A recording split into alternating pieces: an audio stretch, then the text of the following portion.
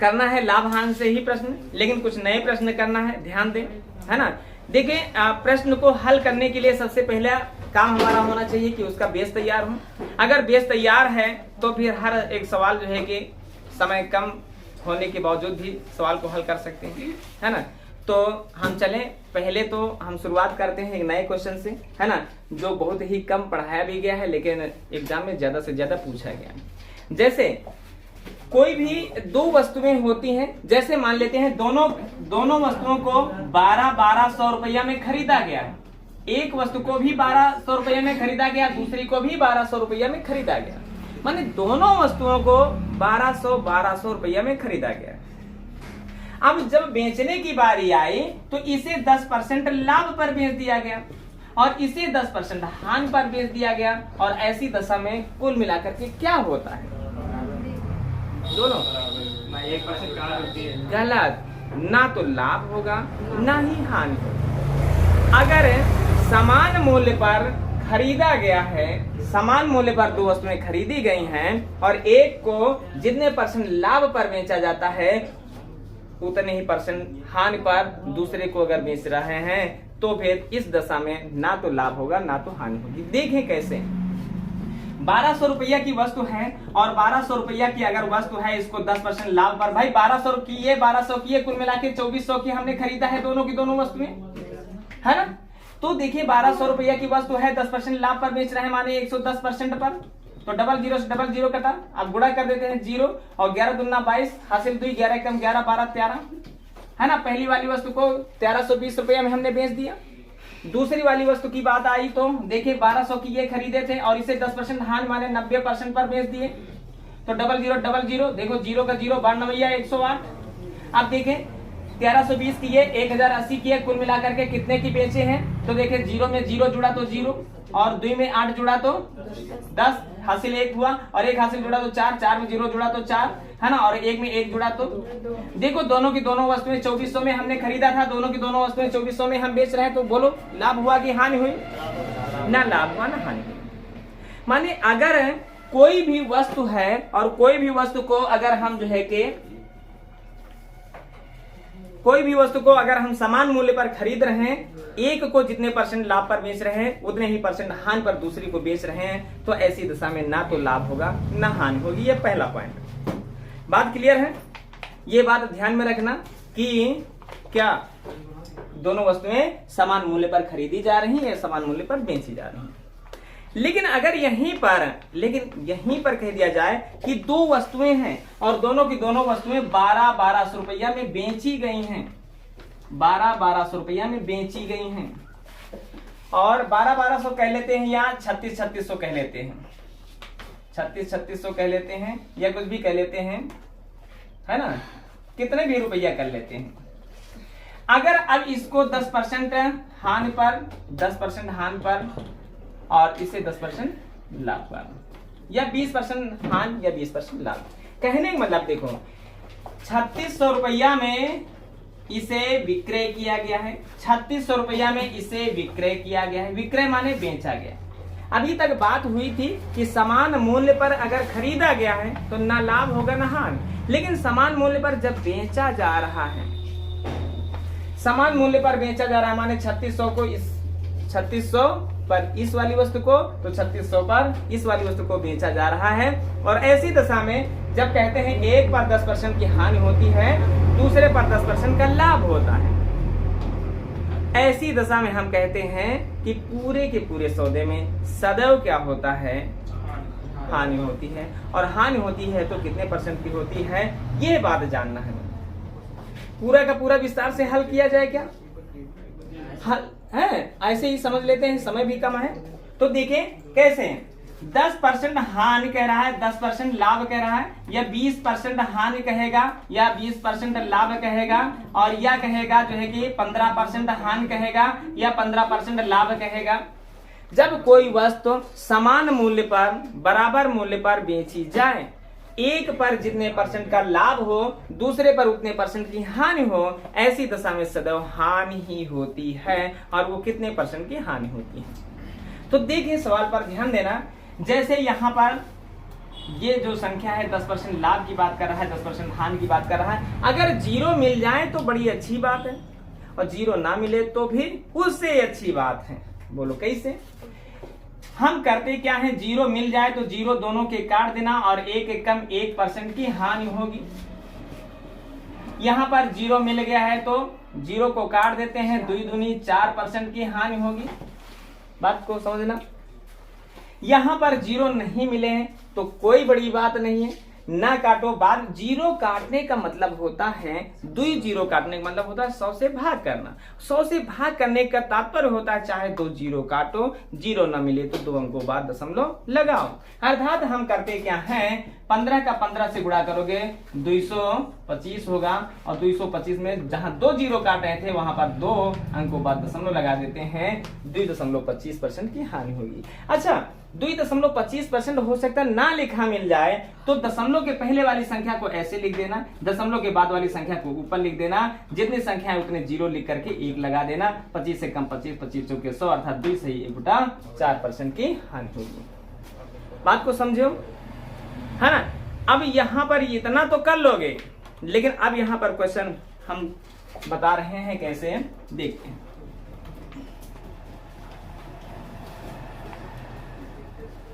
देखिए प्रश्न को, सवाल कहता है कि कोई एक वस्तु है उसको 9,600 रुपया में बेचा गया है तो 20% का लाभ होता है, और दूसरी वस्तु है 9,600 रुपया में बेचा गया है तो 20% की हानि होती है। ऐसी दशा में पहला प्रश्न है कि कितने % की हानि होती है। पहला प्रश्न, ठीक है, पहला प्रश्न यह है कि कितने % की हानि होती है, और दूसरा प्रश्न यह है कि कितने रुपया की हानि होती है। दोनों के दोनों जवाब। कितने % की हानि होती है ये एक झटके में दे दोगे आंसर, लेकिन कितने रुपया की हानि होती है इसके लिए तराजू की जरूरत है। क्वेश्चन को समझना।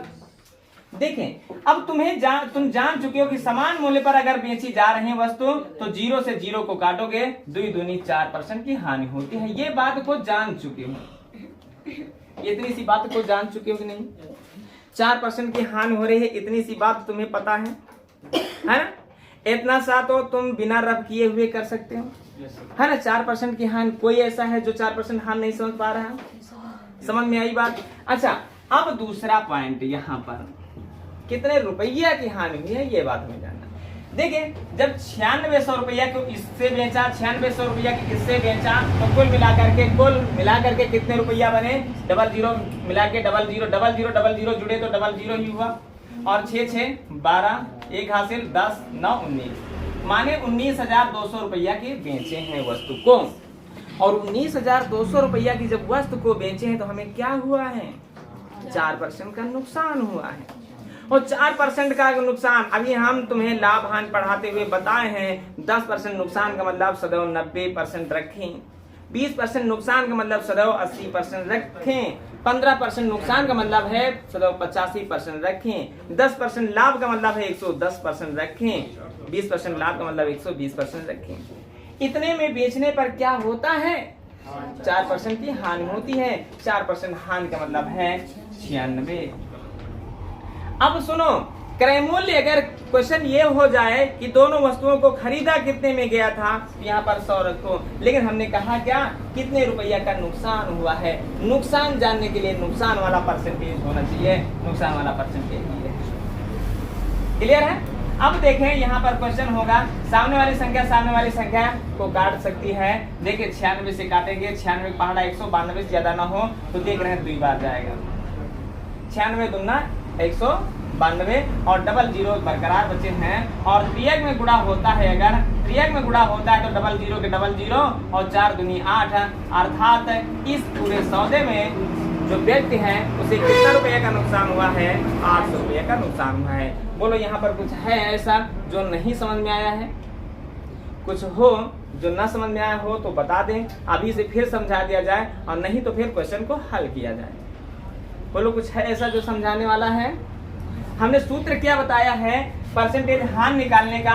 चाहे तो 20% लाभ 20% हानि की बात करें तो 20 गुणे 20/100, 15 गुणे 15% की बात करें तो 15 गुणे 15/100। सूत्र चाहे याद कर लें और चाहे तो ऐसे जान लें, जीरो मिले तो जीरो को काट दें, अगर जीरो ना मिले तो दो अंक के बाद दशमलव को लगा दें। बात क्लियर हुई? चलें हल करते हैं अगला प्रश्न।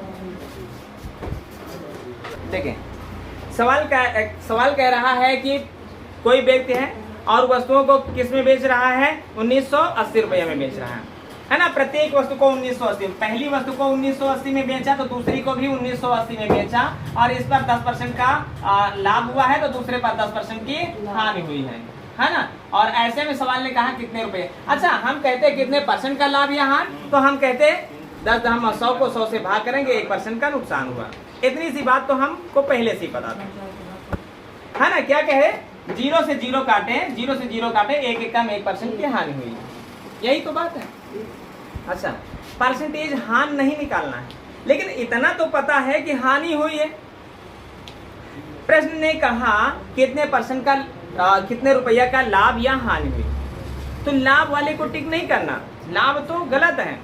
हानि वाले पर देखें तो कितना हानि हुई, तो सोचो 1980 की है, 1980 की है, कुल मिला के कितने में बेचा तो 0 0 मिलाए तो 0 हो गया, 8 8 16 हो गया, 9 9 18, 1 हासिल 19 हो गया और 1 1 2 हो गया और 1 हासिल 3 हो गया। 3960 रुपया की दोनों वस्तुएं हमने क्या बेचा, और इनमें बेचा तो क्या हुआ? 1% की हानि हुई, और 1% हानि का मतलब यहाँ पर क्या रखें? 99 रखें। ये बात क्लियर है? प्रश्न क्या रखें यहाँ पर?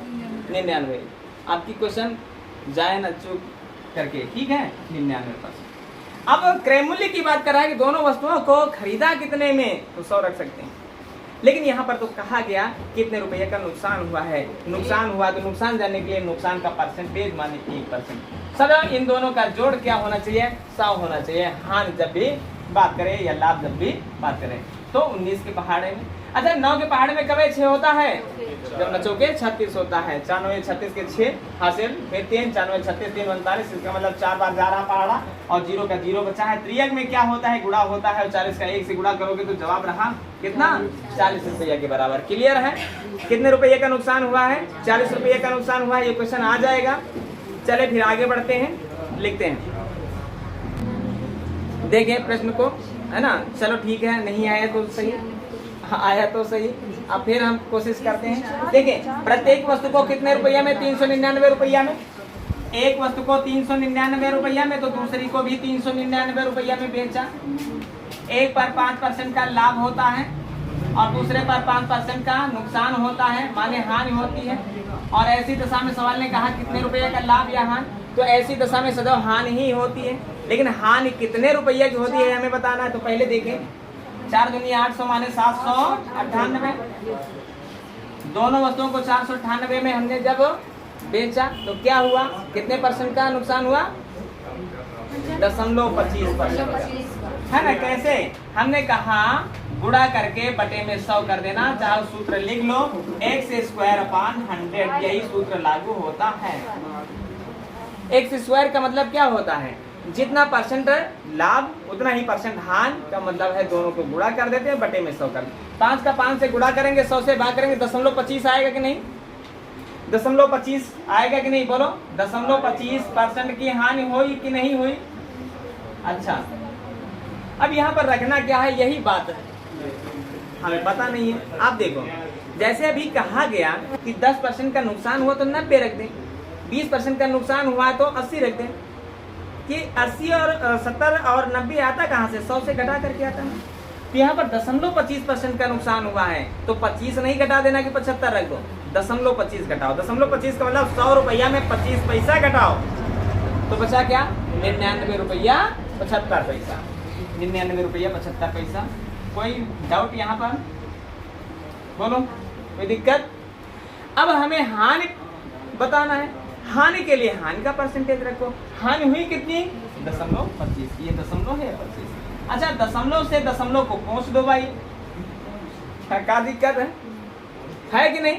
अब देखें यहाँ पर 25 से काट देते हैं, 25 से काट देते, 25 से कम 25, 25 3 75, और 75 का मतलब यहाँ पर है ना 4 और 2 24 बचा, 7 मिलाए तो 247, 25 नवैया 225, 25 नवैया 225 है ना, 25 नवैया 225, और 225 का मतलब है अगर घटाएंगे तो यहाँ पर 2 बचेगा, यहाँ पर 2 बचेगा, फिर 225 हो गया, 25 नवैया 225। बात एकदम पक्की, क्लियर।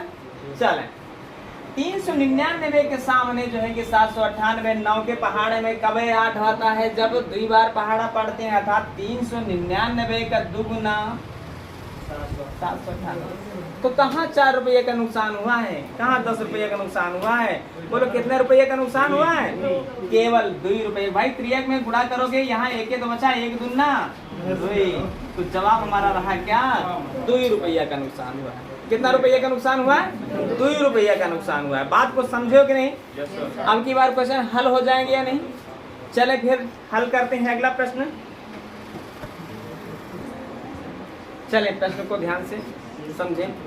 देखिए प्रत्येक को 750 में 750 का है ना, तो दोनों को मिला करके 1500 में बेचा कि नहीं, 1500 में बेचा कि नहीं, इतनी सी बात बताओ। एक पर 25% का लाभ होता है, दूसरे पर 25% का नुकसान होता है, ऐसी दशा में क्या होगा, 25 में 625। भाई हमने कहा कि इन दोनों का गुणा करके बटा 100 करना है, तो 625 का 100 से भाग करेंगे, 6.25 होगा ना, 6.25% का नुकसान हुआ ना। अगर पूछा जाए तो कितने परसेंट का नुकसान हुआ, यहाँ पर 2 क्वेश्चन क्लियर होते चल रहे हैं। परसेंटेज पूछा जाए तो पहले ही परसेंटेज आ गया है ना, परसेंटेज पूछा जाए तो पहले ही परसेंटेज आ गया। अब रुपया की बात हो रही है, वही पर तो आ गया, 6.25% का नुकसान हुआ, ये बात जानो। अब इसके सामने इतने में बेचने पर 6.25% का नुकसान हुआ, तो बोलो यहाँ पर क्या होगा, 93.75। भाई पहले 6 घटाओगे 94 बचेगा, 25 पैसा और घटाओगे तो 93 75 पैसा आएगा ना, 93 75 ये रख दिया ना, कोई दिक्कत। यहाँ पर हमें हानि चाहिए, हानि के लिए क्या रखोगे, 6.25 रखोगे, 2 अंकों बाद दशमलव यहाँ है, दशमलव से दशमलव हटा ही दोगे, 25 से काट दे क्या, 25 से काट दो, कोई दिक्कत नहीं। 25 में 625 ये तो पता ही है, 25 3 75 है ना, और अब बचा क्या 75, अगर घटाओगे 75 घटाओगे तो यहाँ पर 8 बचा, यहाँ पर 1 बचा, 187 हुआ ना। 25 7 175 होता है, 25 7 175 होता है, यहाँ पर 2 बचा, यहाँ पर 1 बचा, 25 पंचे 125। फिर 25 से काट देते हैं, 25 से कम 25 बचा क्या 12, और यहाँ पर 125 हो गया, 25 पंचे 125, और 15 से काटेंगे, 15 1 कम 15 डबल 0 बचे, तो जवाब क्या रहा, यहाँ पर कुछ नहीं बचा है ना, 1 बचा है, 100 का 1 से गुणा करोगे, जवाब तुम्हारा 100 रुपया के बराबर रहा। आ गया 100 रुपया, आ गया, क्लियर है, हटा दें इसको है ना, अब बंद कर दिया जाए।